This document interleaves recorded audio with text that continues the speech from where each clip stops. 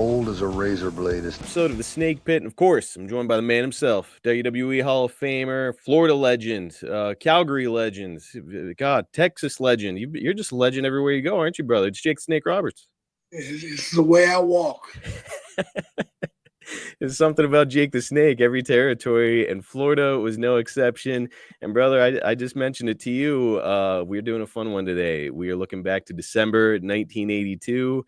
And really iconic moment in your career there in Florida. For a reminder for listeners who maybe haven't been on the journey with us all along, we covered this with Kevin Sullivan himself in late 2022. So go back into the archives. We called it The Devil Went Down to Florida. So Kevin joins us on the Snake Pit. So go out of your way to check it out for further story. But let's go ahead and get into this. But Jake, before we do, I did want to mention that some pretty big news came out in wrestling recently. And that's that finally, after years and years and years, and people speculating and wondering what was going on, Lex Luger is finally being inducted into the WWE Hall of Fame.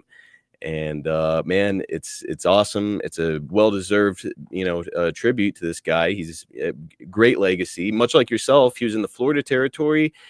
He trained with wrestling legend Hiro Matsuda, who's the same guy who trained Hulk Hogan. And then, of course, he made the jump to JCP as one of the Horsemen. Jake, what do you think about the inclusion of Lex Luger in the Hall of Fame? It's time. It's been time for a long time. Lex is he's had a rough past. He has. He had some things happen that weren't cool, but he got past them. He paid his dues, and I'm glad to see him going in, man. I'm really happy for him. I am too. And I don't know, did you happen to see the video of him getting informed that he's going in? No, I didn't. I'll have to send it to you. So he was actually training with your pal DDP at DDP's place, and Cody Rhodes himself came in, knocked on the door, and announced to Lex that he's going to be going into the Hall of Fame. So, man, just what a cool moment, and a really deserving honor, right? Absolutely. Now, Jake, I'm trying to think of your career timeline and Lex's and when you may have crossed paths in the business. It feels like you two were always in different places at different times. Were you around him much? No, I wasn't. Sure wasn't. Do you happen to recall the first time you would have met or crossed paths with Lex Luger? Oh, gosh, I can't even tell you that. Like, as I'm thinking through it, I'm like, Jake probably wouldn't have met Lex until possibly after, like, your in-ring career was, like off TV. Yeah. Yeah, crazy, man. What do you think about DDP's work with everybody, trying to get them back up on their feet, specifically Lex Luger literally trying to get him to walk again? Yeah, he's going to do it, man. I guarantee you he's going to walk across that stage. What a moment that'll be, huh? It'll be awesome, man. Well, last question on this subject before we move on to our topic. I mentioned Hiro Matsuda and his training of Lex Luger. There's an infamous story about Matsuda intentionally breaking a young Hulk Hogan's leg. And Hogan, of course, returned and showed that he was tough enough to take the business. Hiro, not a guy we're going to bring up very often. Jake, did you spend any time around Hiro Matsuda? Yes, I did. Okay, please tell us what Hiro Matsuda was like. I refereed for Hiro. Did you really? Yeah, him and Danny Hodge would wrestle each other. Whoa, two big names. Yeah, and I referee, and it was just an amazing night for me each time it happened. I felt like I was in the ring with two gods. And they would just work their magic, man. It was awesome. Dude, how about that? I knew that you were a ref down in Florida. I had no idea that you were reffing for those guys. That's amazing. Yeah, I did Mid-South. So that wasn't even in Florida. It was Mid-South. Yeah. How cool, man. Hiro Matsuda, of course, like the stories have become kind of infamous about how he can be really rough on trainees. I know that you were trying to come up in the business during that time. Was he one to give pointers, or were you picking his brain at all? No, I sure wasn't. Could have been dangerous to pick that guy's brain by the sounds of it. Yeah, sounds might be. Well, all right, we can get into this topic. As a reminder to the audience members who may not have been listening to our month-by-month breakdown, which is available in the archives. You arrived in Florida, were immediately inserted into the top line creative with Barry Windham, Dusty Rhodes, and of course Kevin Sullivan, who's now become Satan for all intents and purposes. As we discussed, the back half of November was accentuated by some blood and guts stuff, and the matches became increasingly violent, with nearly every encounter having some kind of a stipulation involved. Jake, things are heating up in Florida, and this whole idea that Kevin Sullivan is actual literal Satan and has brainwashed you is really starting to kind of take a hold of the fans. We haven't discussed this at all, so I'm curious, Jake. Did you grow up religious, and at this time, were you a religious person? I believed, Okay. that's about as far as it went. So you weren't like practicing any religion, you just believed. No, I was not practicing it. No. Now, was there any kind of internal conflict being involved in this angle where you're essentially possessed by Satan? No, not at all. Didn't bother you? No. Okay, guys, let's take a quick time out to talk about our fantastic sponsor, Blue Chew. It is the new year, and it's time for you to have better sex with Blue Chew. And they're putting their money where their mouth is, pal. They're offering you a month for free. The whole process is totally simple. You owe it to yourself to give this a try. You just sign up at bluechew.com, consult with one of their licensed medical providers, and once you're approved, you'll receive your prescription within days. Blue Chew's tablets are made in the USA and prepared and shipped direct to your door. You can take them anytime, day or night, so you can plan ahead or be ready when the opportunity arises.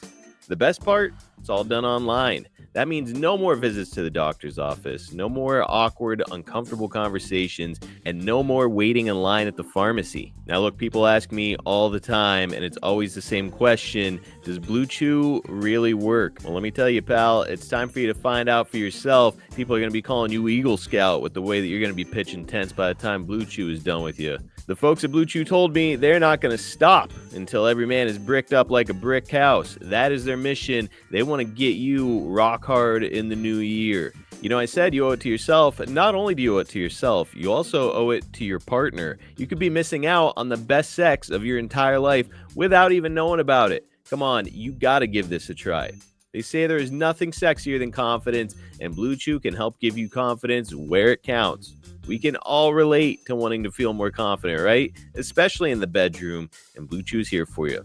It's time, guys. Make life easier by getting harder and discover your options at BlueChew.com. We've got a special deal for our listeners. Try your first month of Blue Chew free. Just visit BlueChew.com and use our code SNAKE at checkout. You'll get your first month free. Just pay $5 shipping. Visit BlueChew.com for more details and important safety information. And we thank Blue Chew for sponsoring the podcast.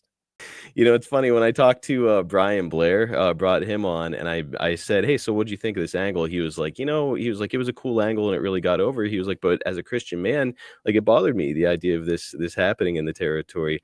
So funny to hear that you were just like, no, man, it was just good shit. Yeah, it was a good time. And I mean, there's no denying the audience reaction you guys were getting. So it's, you're certainly doing something right. We worked hard for it, man. We just, we went to the ring and we tried to be different. Act possessed. How do you do that? Well, there are ways. There certainly are. And we're actually going to be looking at one of those ways here in just a few moments. But I will say that, regardless of whatever religious standing you might have, this is some uncharted territory in wrestling. Certainly something new for you as a performance. Your first time not only being a heel, but your first time being a heel, you're possessed by Satan, which is just wild. I know that Kevin was doing a lot of research on the dark side topic, so to speak. Were you also beginning to look into any of that stuff for your character? I didn't have to. I just listened to Kevin. Like smoking weed in the car while he rants and raves? Yep. Well, you guys are doing some trippy shit during this period, and I've got a few examples to share here. First off, here's a quick promo with you and Kevin from the fall of 1982, and there's a lot going on in this one. Let's have a look. Imagination with reality until Orpheus and Doll told me that when the tarot cards are dealt, and a dreamer appears, it will show to be a fool. But when a realist is turned over, it will show to be a conjurer or a magician. You know, these special powers that I have within have always existed. It's a force that drives me to control. It drives me to my destiny. You know, these forces are so strong.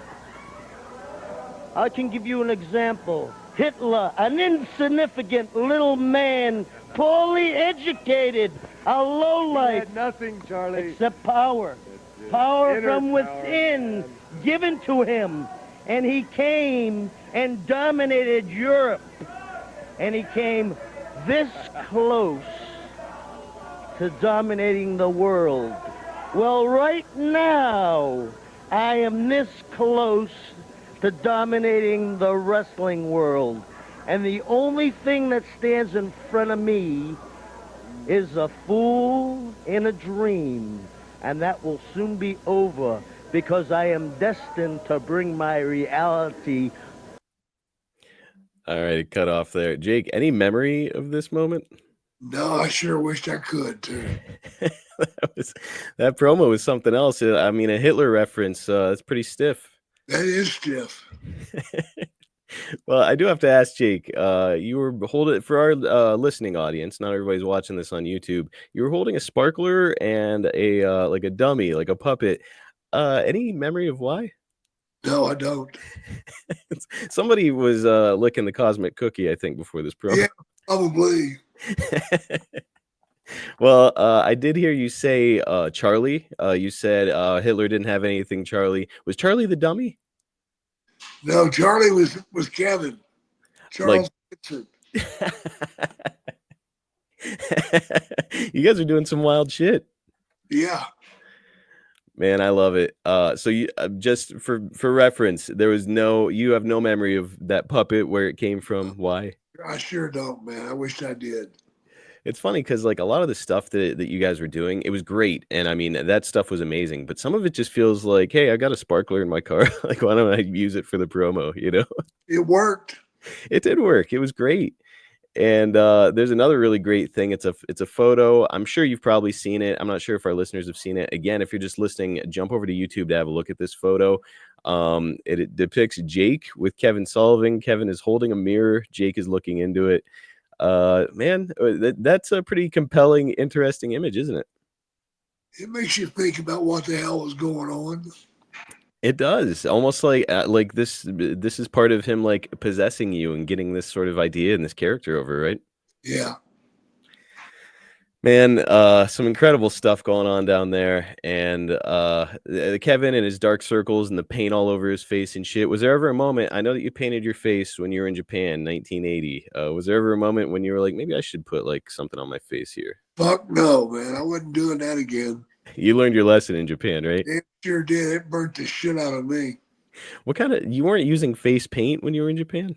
No, man. I don't know what the hell it was, but we used the wrong shit.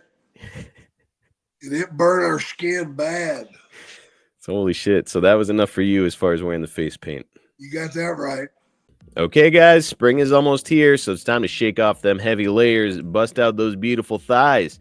Whether you're on spring break, whether you're headed to a backyard barbecue, playing around at golf, delivering a podcast read like I am, Chubby's has got the style for any spring occasion. I absolutely love Chubby's. I love the different styles that they have available on the website. I love the way that everything feels on me. And man, I love the fact that spring is almost here and my style is set for the season. Got a variety of bright, comfortable polos and high quality shorts. Chubby's has the styles to fit whatever spring vibe you're going for, man. If you're taking that well-deserved spring vacation, bam, Chubby's has got the ultimate training shorts for you. If you're looking for more casual, comfortable fit for like an outdoor brunch or a walk in the park, how about Chubby's original shorts? They give you that classic feel with the modern look.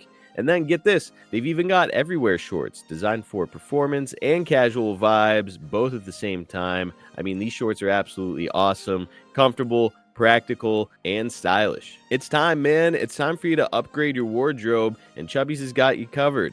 And we're going to sweeten the deal here a little bit. For a limited time, Chubby's is giving our listeners 20% off your order with our exclusive code. All you've got to do is use code JAKE at chubbyshorts.com.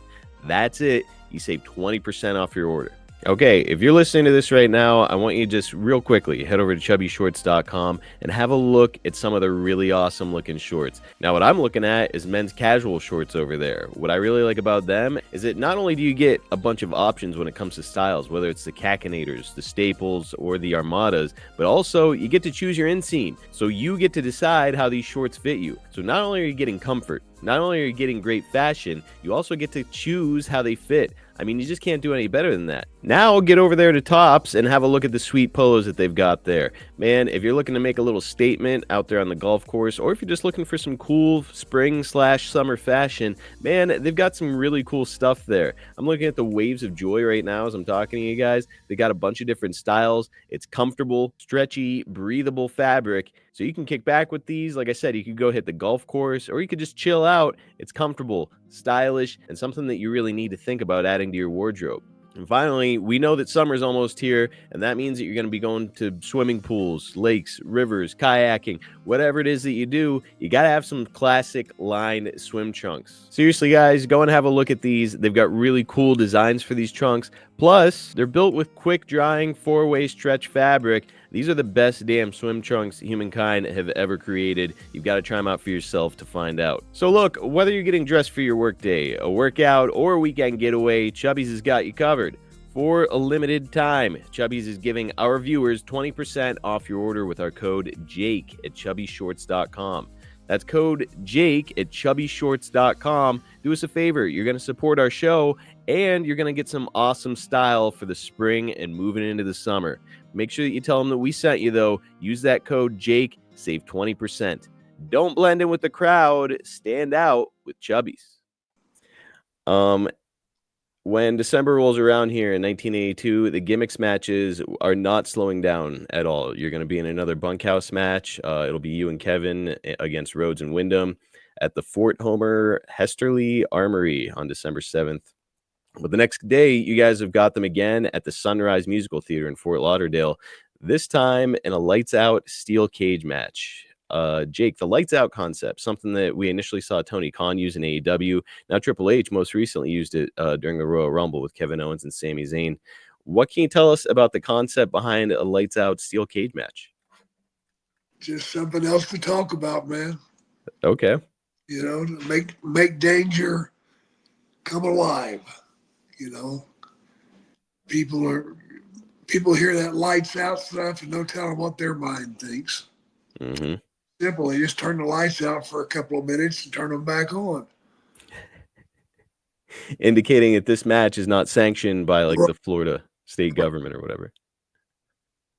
So in theory, that means like anything can go. So that means that if you're going to do a lights out match, it's got to be like a bloody, nasty affair, right? Absolutely.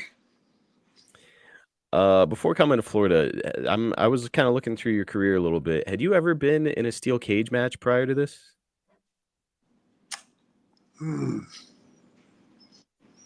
No, I hadn't. Okay, so first experience in a steel cage match. Yeah. Now, obviously, you've been in a number of them over the years since. Are there any unwritten rules or best practices for wrestlers when they go into a steel cage match? Well, back in my day, the idea was to get two guys in there, and the cage was to keep everybody else out and to keep the guys in the ring. Okay. Now you win the match by climbing out of it. Yes. Which to me kind of kills the whole damn gimmick. Yeah. You know, the cage is supposed to be there to keep these two animals in there till it's settled. Okay. So back in my day, we had to stay in there till we come up with the finish. So pinfall was the only way to win. Yeah.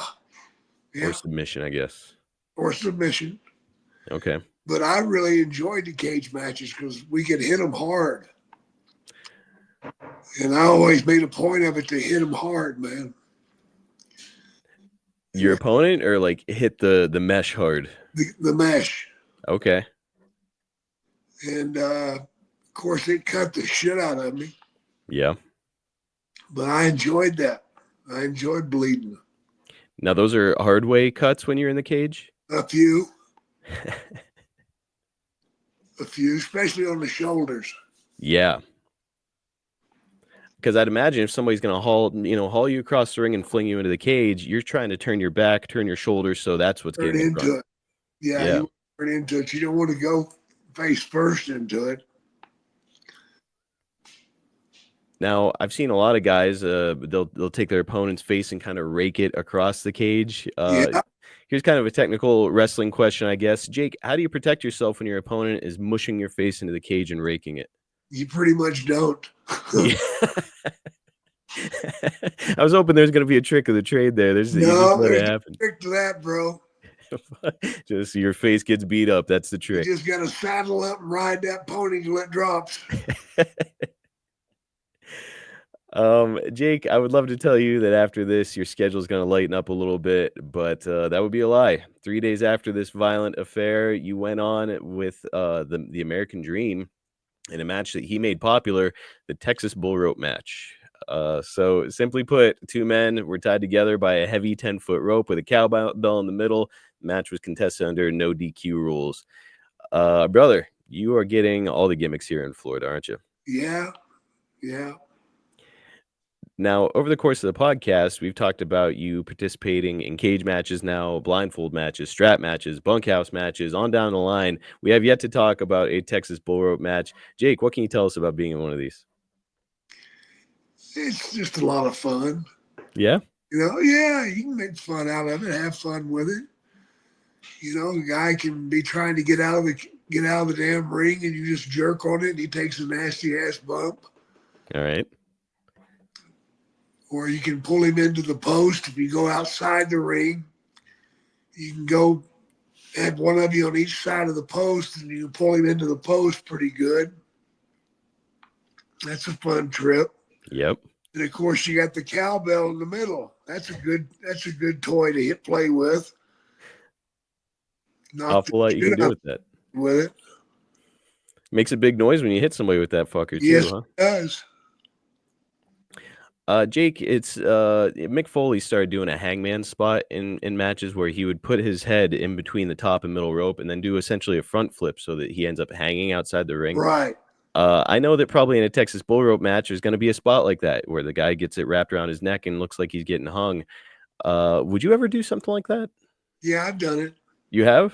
Yeah. All right. Well, let's get into another technical wrestling approach. How do you protect yourself? Pretty much don't. You guys are crazy. No, yeah, you really have to be stupid to do it. I'll tell you the truth. Because that rope's a little bit too tight. It's not good. You can pass out. I mean, or worse, possibly. Yeah. Did you ever get it bad in one of these matches as far as like rope or the bell itself? Any memory of that going on? I've had that bell get me a couple of times that I didn't much appreciate. A little bit too stiff. But it sounded good. Oh, yeah. It makes a big noise and shit. Yeah. Wonderful. Now, when it comes to like a specialty concept match like this, is it something that you would call in the ring, or would you and Dusty have discussed it backstage? Call it a ring. You guys just get out there, and I mean, because again, you're not exactly used to being in a Texas bull rope match, but you're just like, yeah, we'll figure it out when we get out there. Yeah. Interesting. Especially from the modern wrestling perspective, where it's like beat by beat, step by step, everything is mapped and planned out. So it's fascinating to hear that you would have a completely new match concept and just say, we'll wing it. Yeah, you can do it if you want to, man. You got to have confidence in yourself. That's the trick, It really is. You got to have confidence about what you're doing, and you got to trust your opponent. Because especially if you're going to do a hangman spot. Fuck yeah. Because basically the guy will come over and he will help you hold that rope before you can breathe. It looks like he's trying to make you choke you out, but in reality, he's keeping it where you can breathe. Good to have somebody who knows what the fuck they're doing when you're in that spot. Yeah, man. Who's scoring big this NBA season? You are, with all the new ways to get in on the action at DraftKings Sportsbook, an official sports betting partner of the NBA. From monster slams to dishing the rock to cleaning the glass, get behind your favorite players and the prop bets you can make on DraftKings, the home of NBA player props. Here's something special for first-timers. New DraftKings customers bet just $5 to get $150 in bonus bets instantly. Take it to the rack with DraftKings Sportsbook. Every point counts. Download the DraftKings Sportsbook app and use code SNAKEPIT. That's code SNAKEPIT for new customers to get $150 in bonus bets when you bet just $5. Only on DraftKings. The crown is yours. Gambling problem? Call 1-800-GAMBLER. In New York, call 877-8-HOPE-NY or text HOPE-NY 467-369. In Connecticut, help is available for problem gambling. Call 888-789-7777 or visit ccpg.org. Please play responsibly on behalf of Boot Hill Casino and Resort in Kansas. 21 plus age and eligibility varies by jurisdiction. Void in Ontario. Bonus bets expire 168 hours after issuance. For additional terms and responsible gaming resources, see dkng.co/bball. Well, we as fans have watched a lot of these matches with Dusty. Guys like, of course, you, Sullivan, Tully, J.J. Dillon, and the bell, of course, sharp edges on it. I know that before you said, for the most part, when you would get color, you're still blading. In this match, though, some sharp edges on that bell. Are you just letting it happen with the bell naturally? No, I'd rather cut. It seems a little safer, right? Yeah, a little cleaner. Well, our researcher, Andrew, suggested that we call this episode Violence for Violence Sake, because the next night, you and Sullivan take on Dusty and Barry in yet another bunkhouse match, this time at the Eddie Graham Sports Complex. Like the cage match, this one also contested under lights out rules, and you follow this one up by fighting Dusty in a tape fist match in the main event of that exact same night. So, Jake, let me ask you, how much Neosporin do you think you were packing in your bag during this period? Quite a bit and a lot of tape. You had mentioned before that when you were in, I think it was IWA in Japan, it was like some of the most rough, brutal shit that you had ever done. This has got to be getting close because, I mean, these matches, you're getting color every single night. Every night, man. Every night. More seriously, these violent matches had to be taking kind of a toll on you. Speaking specifically about house shows, not television episodes. Can you explain why Eddie, Dusty, and Kevin thought that each city, even a house show without TV, needed to be bloody, violent? Well, they just worked it up to that. You have matches until it seems like nothing can be settled by just doing the regular match. Or because two guys are just cheating their asses off every time they go to the ring, you got to control them somehow, some way.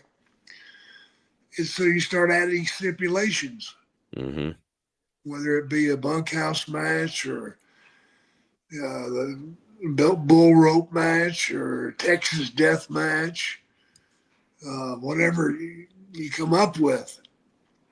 And it helps sell tickets.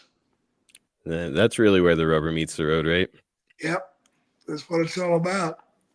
And it sounds like these Florida fans were kind of becoming accustomed to the idea that violence and blood was the standard there in Florida. Yeah, it was, man. They understood it.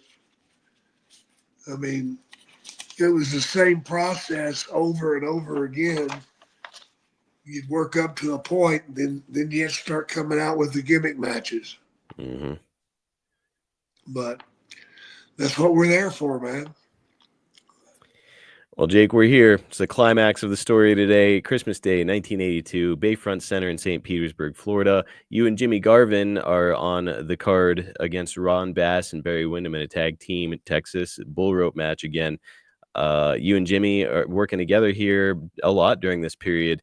And when I think of Jimmy Garvin, my head always goes to like the long curly hair, flamboyant personality, like sequin jackets, that kind of shit. And here's you possessed by Satan during this period. It feels weird. Was Garvin also possessed by Sullivan during this period? He's just along for the ride. Okay. He was just along for the ride. And Jimmy. Yeah, what a character. I'd love to talk to him at some point. We'll have to get Yeah, him on the show. yeah, it would be a good one, man. Yeah, I guess I have to assume that it's like Kevin is, he's slotted in the main event with Dusty a lot of places, so they're like, well, let's just put Jake with Jimmy. Yeah. Well, you and Garvin lose the match to Barry and Bass, but the most memorable thing happens during an unsanctioned, again, lights out main event of the evening. Let's go ahead and drop in on the action. Now watch him as he catches Kevin Sullivan coming off the ropes. Rhodes again beginning to feel the power surging through his body. And now watch this arrival of Santa Claus. And there's that Santa Claus, and it certainly appeared that something transferred there, and suddenly you could now watch Rhodes suddenly dropped in his tracks. And just no telling exactly what it was. There's no telling, but it has Rhodes completely out. And there was no percussion to Rhodes's head. There was nothing. And now you see this Ursat Santa Claus and Kevin Sullivan disappearing from the scene together. It is obvious that his arrival at ringside was not coincidental, taking advantage over the fact that there were several Santa Clauses there. A situation, well, as you can see now, the concern and the consternation of all of the people who are filling the ring, trying to find out exactly what felled Dusty Rhodes in the manner in which it did. Well, the cameras followed Kevin Sullivan and this erstwhile Santa Claus back to the dressing room, and well, what we're going to see right now is totally self-explanatory. Let's take a look.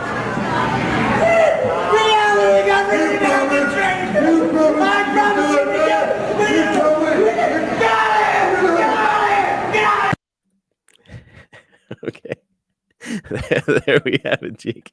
Boy, a lot to discuss and unpack there. Yeah, very syphilis, happy gonorrhea. Man, holy shit. We saw before, it was as soon as you handed whatever gimmick you handed to Kevin, fans were snatching at you. And then as you and Kevin were leaving, if you look closely at this video, folks, it looks like Jake throws a punch at somebody on your way back through. Jake, what can you tell us about this night? I had to fight my way back to the locker room, man. They keep trying to pull my wig off. Yep. Of course, they were wanting all my hair, not just the wig. Oh, yeah. Oh, I had to fight my way back to the locker room. Kevin left me. He went running. He fucking went running. That short little bastard could duck his head and go through there. Yeah, you made a big target. Yeah, buddy. Now, the amount of heat that you guys got, I think it's worth revisiting. Some shit happened that night in Fort Lauderdale to some Santa Clauses around town, right? That was in Tampa. Tampa. Okay, what happened there? Well, I got up and read the newspaper the next morning, and it was said that several Santa Clauses had been attacked and physically beaten on their way as they walked up and down the streets. They were out partying, I guess, and Santa got his ass kicked 2 or 3 times. Different instances. So Christmas Day, 1982, some poor bastards were out there just getting fucked up because of Jake the Snake. Yep. Man, amazing stuff. Do you remember who came up with the idea for you to dress as Santa? I'm sure Dusty did. It sounds like something the Dream would come up with. Yeah. Yeah. Well, speaking of the Dream, this angle, it was a lights out steel cage loser leaves town match. And so Dusty's going to have to leave the territory for 60 days. But we know where this is going, and we'll discuss it later. He's going to become the Midnight Rider. As a little preview, Jake, what did you think of the introduction of this Midnight Rider character for Dusty? It was wonderful, man.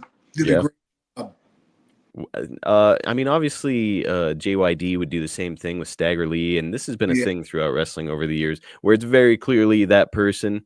Yeah. You like this kind of angle in wrestling? Sure, why not? I think it's fun too, especially with it. Like Dusty didn't even attempt to change his voice. It's very clearly Dusty Rhodes. So, man, some fun clips, I'm sure, in our future. But Jake, this episode was a blast. I love looking back to Florida with you, and I'll be looking forward to discussing it again, brother. All right, man, let's do it. Okay, guys, that is going to do it for this week. Just want to give you a reminder that if you're looking to attract that 25 to 54-year-old male demographic to your product or service, you've got to get over to advertisewithsnake.com. Jake, still a household name, still out there doing meet and greets, meeting fans, talking to people, going to different cities, and you can get him to put over your stuff to the exact audience that you're targeting. If you need some evidence that it works, just listen to the show. We are routinely advertising for the same businesses because they know that what we do here on the Snake Pit works. Head over to advertisewithsnake.com and make Jake the Snake Roberts your tag team partner. Get over to cameo.com/Jake Snake for a personal message from the Hall of Famer himself. Here's a recent 5-star review from Eddie. Jake does a mean roast. Thank you. It was awesome. Guys, if you're lifelong fans of Jake the Snake Roberts, you've got to at least get over there and get a look at these reviews on Cameo. It's cameo.com/Jake Snake. It's the perfect gift. It's the perfect thing to treat yourself with. Go and order yours right now. Check us out on YouTube. It's youtube.com/@SnakePitPod. We got short clips from the show, some highlights, some exclusive content. Do yourself a favor. Do us a favor. It's a really great way to support our show. Get over there, like, subscribe, hit that notifications bell. It'll hook us up big time. And speaking of hooking us up big time, if you've enjoyed the podcast, please do us a favor and like, subscribe, and leave us a 5-star review on your podcast app. That's a big one for Jake and I because that attracts new advertisers. Catch Jake on X at Jake Snake DDT, on Instagram at Jake the Snake DDT, and on Facebook at Real Jake the Snake. You can follow me at Marcus P. D'Angelo on X. And if you have any future questions for the show, go ahead and drop them right there, pal. Right in my DMs. I love hearing from you guys, whether it's good or bad, whether you've just got a question or you just want to say hi. Hit me up in those DMs. Again, it's Marcus P. D'Angelo on X.